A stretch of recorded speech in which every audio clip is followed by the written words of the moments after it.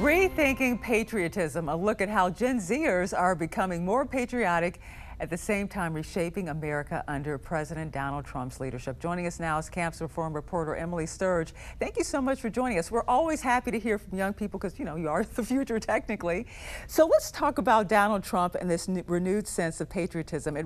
We started to see it during the election when young people overwhelmingly in some cases, in some branches, actually went for Donald Trump. It doesn't seem to be slowing down. So what are you seeing from your perspective in terms of this sense of patriotism, a vision of America under President Donald Trump? Good morning, and thank you so much for having me. So I'm on the ground talking to members of Generation Z every single day as a reporter for the Leadership Institute's Campus Reform. And just within the last week, I've talked to dozens of my peers, members of my generation, and I've asked them their thoughts. Are they seeing a resurgence in patriotism? And I've seen so much excitement, so much energy from my peers saying that they are excited. They feel more confident with this administration in office, and that's actually translating to patriotism. I see a lot of optimism among my peers about the economy, about reviving the American dream. They want this administration to work on housing affordability, to make it better for my generation, to put more money in our wallets, make it easier for us to buy homes and start families. So I see a lot of hope among young people. I was about to say that because it sounds like that's what you're saying here. They're connecting this patriotism with hope and actually believing once again in the American dream.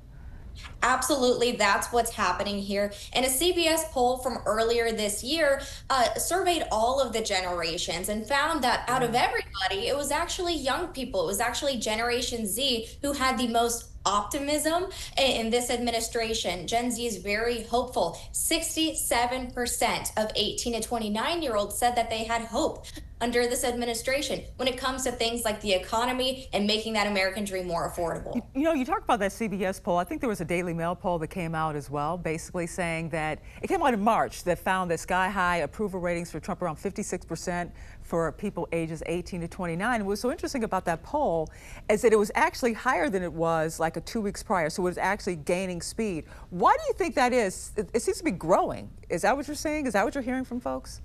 It has remained extremely impressive. Donald Trump's approval rating while in office, I continue to be impressed. It seems to grow. It seems to remain very high. And another thing I want to talk about that's hard evidence of this surge in patriotism is the military recruitment boom. We've seen so many young people so excited to serve this country under this new commander-in-chief. And just within the month after Donald Trump was elected in November, just within the next month, we saw 10,000 new recruits in the Army. And I talked to one young man who said that he plans to join the Army when it makes sense for his life, but he wants to under this commander-in-chief. And I asked him why, and he said, peace through strength. He said that this is a commander-in-chief that he believes will keep the military safe, and he's proud. He wants to fight for a country that he has pride in, and now he feels like it's a good time to do so. So what you're saying is that President Trump is really connecting with these young people. Do you think it started with his push when he was running on social media? What do you think it is?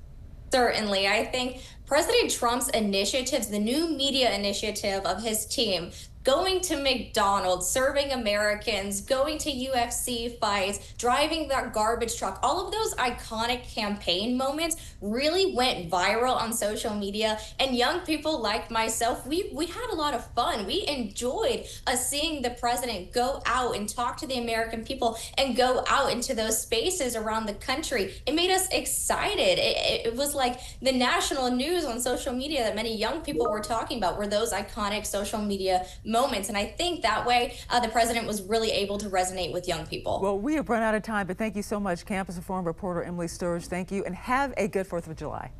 You too. Thank you so much for having me. For decades, the younger generations in America, regardless of the year, have leaned left and identified as more progressive compared to their parents and grandparents.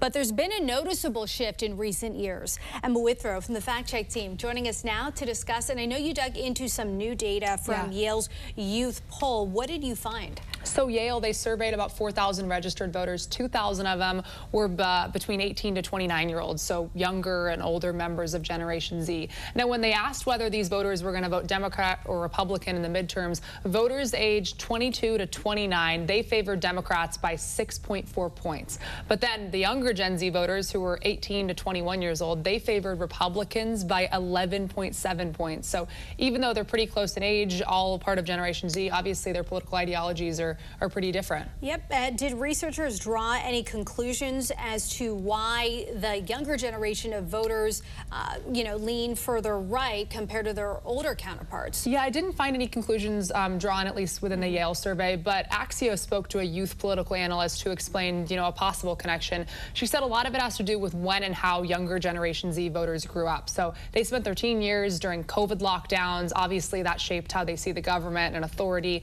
And then older Gen Z was more so influenced by progressive movements, think BLM, and also platforms like Instagram. And then younger Gen Z came up on TikTok, where more right-leaning voices really got a big head start. So quite the difference there, but it's interesting to see how it kind of all comes together. Yeah, also interesting how where you ingest your political information could affect which way you lean. Yeah. Emma, thank you. Thanks. Emma's going to be back in a few moments to break down the political leaning of older generations and how this has all changed over the years. New poll from Yale found the youngest Gen Z voters tend to favor Republican candidates more than Democrats, a stark difference from their slightly older Gen Z counterparts. Emma Withrow from the Fact Check team joins us now to discuss, and I know you dug into all of this data today. Yeah. How did the generations beyond Gen Z lean? How do they lean politically? Yeah, so about 2/3 of voters under 30 years old, they identify with or lean towards the Democratic Party. But then as voters get older, they do tend to shift more Republican. I mean, among voters 60 and older, Republicans hold